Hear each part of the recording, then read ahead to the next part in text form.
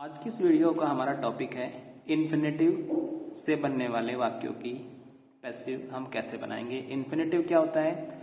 Verb के पहले to का प्रयोग करना, वो हमारा इन्फिनेटिव कहलाता है। यानी कि जब हमारे वाक्य में इन्फिनेटिव का प्रयोग हुआ होगा तो हम वाक्यों की पैसिव कैसे बनाएंगे।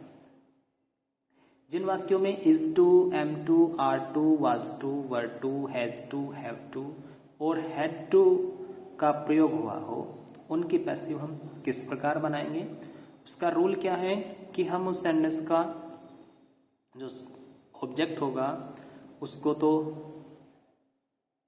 सब्जेक्ट बना लेंगे पैसिव वॉइस का, उसके बाद हेल्पिंग वर्ब का प्रयोग करेंगे, उसके बाद टू बी का प्रयोग करेंगे और जो वाक्य की मेन वर्ब होगी उसकी थर्ड फॉर्म का प्रयोग करेंगे और बाई के द्वारा हम जो एक्टिव वॉइस का सब्जेक्ट होगा उसको ऑब्जेक्ट बनाकर बाद में प्रयोग करेंगे।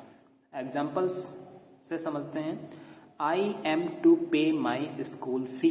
अब M2 का प्रयोग हमारी एक किसी अलग वीडियो जो हम इसी टॉपिक पर बनाएंगे उसमें आप जानेंगे कि इज टू M2 का प्रयोग किस प्रकार के वाक्यों में होता है। लेकिन यहाँ पर इतना समझाते चलें कि आई एम टू पे का अर्थ है कि मुझे पे करनी है।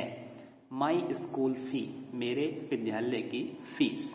फीस को हम फी लिखते हैं, कुछ स्टूडेंट इसको फीस बोलते हैं या लिखते हैं, जो कि नहीं बोलना चाहिए। आई एम टू पे माई स्कूल फी। अब देखो यहाँ पर माई स्कूल फी ऑब्जेक्ट है किसका?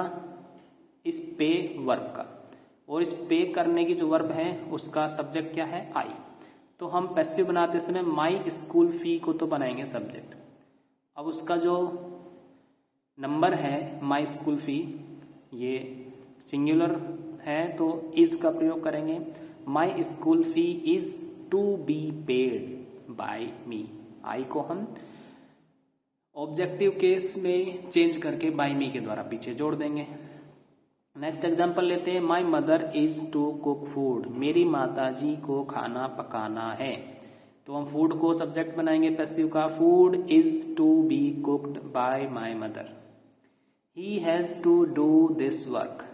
अब दिस वर्क को पैसिव का सब्जेक्ट बनाएंगे। This work is to be done by him.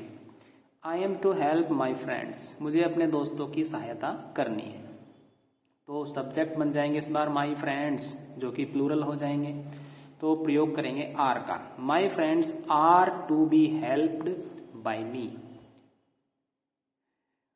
आशा है आपको ये चीज समझ में आई होगी।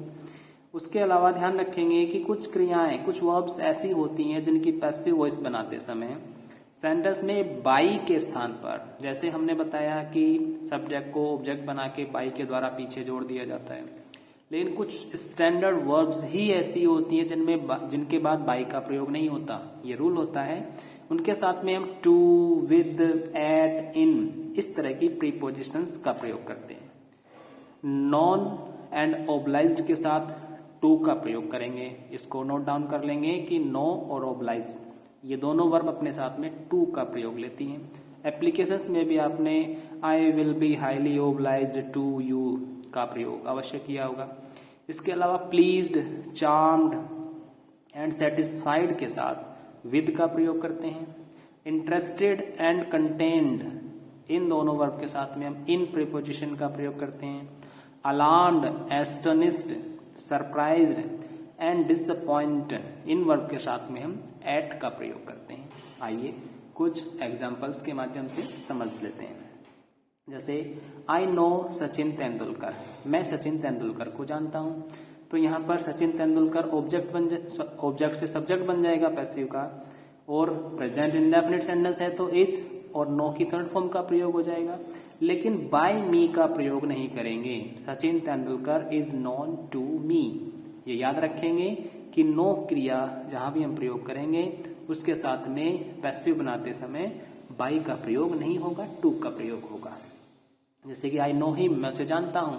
ही इज नोन टू मी, ये पैसिव बनेगी। I shall oblige my students. मैं अपने विद्यार्थियों का आभारी होगा। तो my students will be obliged to me. His behaviour pleases everyone. तो everyone is pleased with his behavior. Her beauty charmed everybody. उसकी सुंदरता सभी को मोहित करती है. Everybody करती थी या किया. Everybody was charmed with her beauty. The peon's work satisfied the principal. Peon के वर्क ने प्रिंसिपल को सेटिस्फाई कर दिया. तो the principal was satisfied with the peon's work.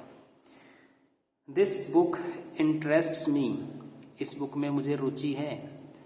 I am interested in this book. I am interested in this book. This bucket contains 5 litre milk. इस बाल्टी में 5 litre दूध है.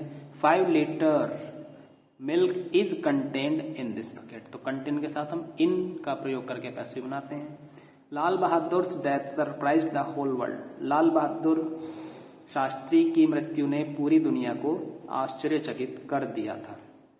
तो the whole world was surprised at Lal Bahadur death. That miracle astonished me. I was astonished at that miracle. Miracle होता है जादू. उस जादू ने मुझे अचंभित कर दिया. तो मैं अचंभित था उस जादू पर. ये सेंस बनेगा पैसिव में. ठीक. तो next, we are alarmed at his result. ये पैसिव है. हिज रिजल्ट अलार्म्स अस का. थोड़ा यहाँ पर गलती हो गई है. एक्टिव वॉइस इधर लिखा है, पैसिव वॉइस इधर. We are alarmed at his result, यानी कि अलार्म जो वर्ब है उसके लिए हम एट का प्रयोग करके पैसिव बनाते हैं. माई ब्रदर्स फेलियर डिसअपॉइंटेड मी. मेरे भाई के फेलियर ने मुझे निराश कर दिया. I was disappointed at my brothers failure.